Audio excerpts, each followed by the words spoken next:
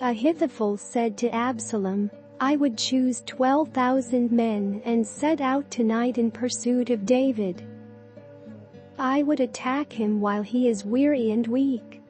I would strike him with terror, and then all the people with him will flee.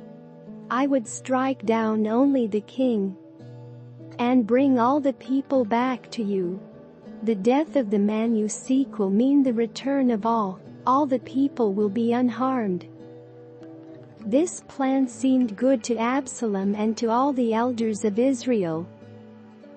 But Absalom said, Summon also Hushai the Arkite, so we can hear what he has to say as well. When Hushai came to him, Absalom said, Ahithophel has given this advice. Should we do what he says? If not, give us your opinion. Hushai replied to Absalom, The advice Ahithophel has given is not good this time. You know your father and his men, they are fighters, and as fierce as a wild bear robbed of her cubs.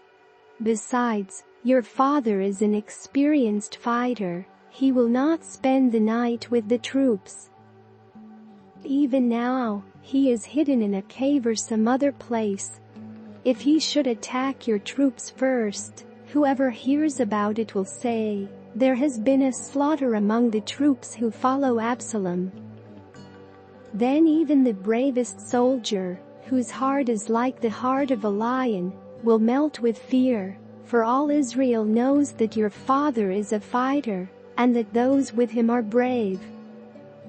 So I advise you, let all Israel, from Dan to Beersheba, as numerous as the sand on the seashore, be gathered to you, with you yourself leading them into battle.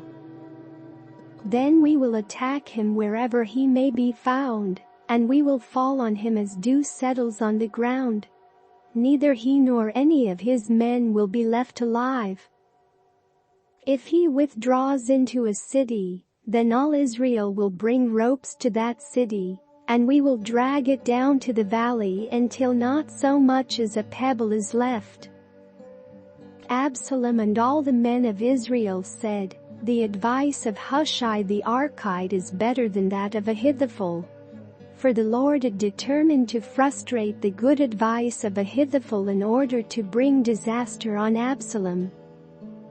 Hushai told Zadok and Abiathar, the priests, Ahithophel has advised Absalom and the elders of Israel to do such and such, but I have advised them to do so and so. Now send a message at once and tell David, Do not spend the night at the fords in the wilderness, cross over without fail, or the king and all the people with him will be swallowed up. Jonathan and Ahimaaz were staying at En Rogel. A female servant was to go and inform them, and they were to go and tell King David, for they could not risk being seen entering the city. But a young man saw them and told Absalom. So the two of them left at once and went to the house of a man in Bahurim. He had a well in his courtyard, and they climbed down into it. His wife took a covering and spread it out over the opening of the well and scattered grain over it. No one knew anything about it. When Absalom's men came to the woman at the house, they asked, Where are Ahimaaz and Jonathan? The woman answered them, They crossed over the brook. The men searched but found no one, so they returned to Jerusalem. After they had gone, the two climbed out of the well and went to inform King David. They said to him, Set out and cross the river at once. Ahithophel has advised such and such against you. So David and all the people with him set out and crossed the Jordan. By daybreak, no one was left who had not crossed the Jordan. When Ahithophel saw that his advice had not been followed, he saddled his donkey and set out for his house in his hometown. He put his house in order and then hanged himself. So he died and was buried in his father's tomb. David went to Mahanaim, and Absalom crossed the Jordan with all the men of Israel. Absalom had appointed Amasa over the army in place of Joab. Amasa was the son of Jether, the daughter of Nahash and sister of Zeruiah the mother of Joab. The Israelites and Absalom camped in the land of Gilead.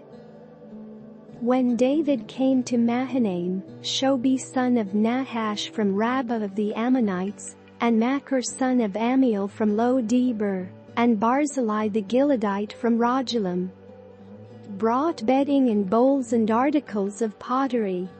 They also brought wheat and barley, flour and roasted grain, beans and lentils, honey and curds, sheep, and cheese from cows' milk for David and his people to eat. For they said, "The people have become exhausted and hungry and thirsty in the wilderness."